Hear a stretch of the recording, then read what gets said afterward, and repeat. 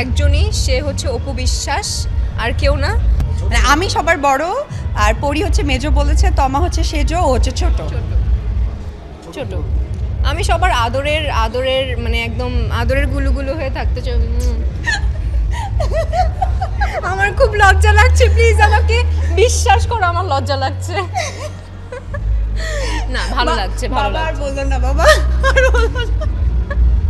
না খুব ভালো লাগছে, খুবই বেশি ভালো লাগছে। এবং ফার্স্ট টাইম এক্স্যাক্টলি এটাই আমি বলছি, ফার্স্ট টাইম না, নেক্সট কুইন একজনই, সে হচ্ছে অপু বিশ্বাস, আর কেউ না।